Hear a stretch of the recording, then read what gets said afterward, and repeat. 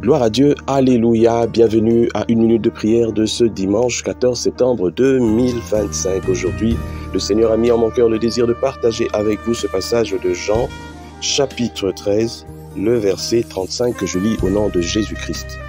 À ceci, tous connaîtront que vous êtes mes disciples si vous avez de l'amour les uns pour les autres. Mon frère, ma sœur, la Bible, dans son entièreté, nous apprend à nous aimer les uns les autres et c'est de cette façon que nous prouvons à Dieu que nous l'aimons.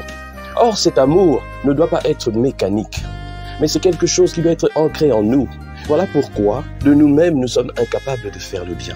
Gloire à Dieu, il y en a certains qui sont nés avec cette prédisposition naturelle de faire le bien, d'être bons. Mais il y en a beaucoup qui ne l'ont pas. Et nous voyons ça, c'est ça l'objet même, c'est-à-dire la base des divisions. Vous verrez des gens en famille, qui sont contre les uns les autres.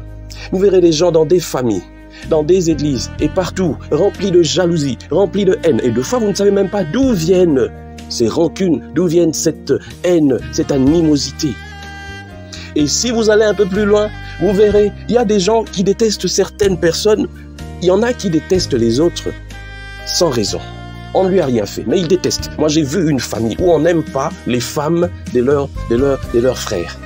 Toutes les femmes dans cette famille détestent les femmes de leurs frères. Et on en a même fait une chanson au Congo, mais c'est malheureux parce que tout le monde prend ça pour une... Tout le monde dit que bon, c'est normal, c'est ce qui doit être fait. Non, ça c'est un esprit diabolique qui fait que toi, une femme, une jeune fille, tu es jeune, tu es une jeune femme, toi-même tu es femme, tu n'aimes pas la femme de ton frère. Mais toi-même tu es femme, tu vas aller dans une famille, on ne va pas t'aimer. Alors ne sois pas étonné. Voilà pourquoi je trouve ça ridicule de fois, les conflits familiaux. On dit non, telle famille, telle. Mais vous, dans toutes ces familles, il y a des parents. Il y a une maman, il y a un papa. Si toi tu détestes la maman d'autrui, on détestera aussi ta maman. Si toi tu détestes la femme de ton frère, sache que toi aussi, le frère, la sœur pardon, de ton futur mari va te détester. Donc c'est ridicule. Nous devons essayer de remplir ce monde d'amour. Lorsque nous voyons un pays comme la RDC, vous circulez, vous voyez des grands bâtiments, des grandes maisons très belles, des belles voitures. Mais vous regardez la chaussée, c'est crasseux. Vous regardez, vous faites l'environnement, ça ne donne pas envie. Mais il y a des gens qui meurent. Vous allez dans certains quartiers, vous voyez vraiment la misère, la pauvreté. Mais vous voyez des gens avec des comptes en banque, des millions de dollars. Ce n'est pas normal. Ce n'est pas normal.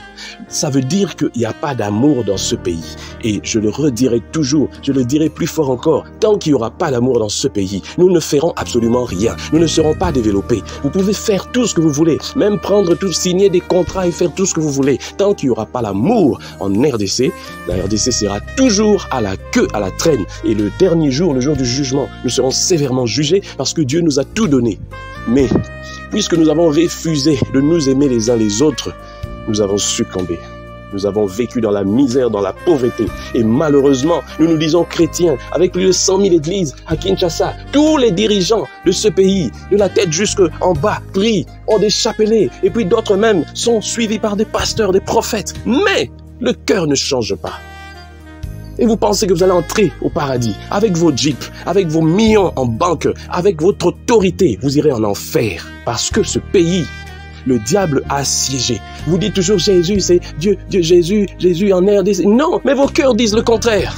Prouvez que Jésus est vraiment ici, une réalité. Vous ne vous aimez pas. Vous mentez à vous-même. Mais Dieu connaît la réalité.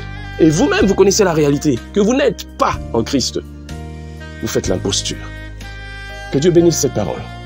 Et nous devons prier pour que ce pays soit réellement gagné par Christ. Que cette parole atteigne les extrémités de la terre. Au nom puissant du Seigneur Jésus-Christ. Amen. Bon dimanche à tous.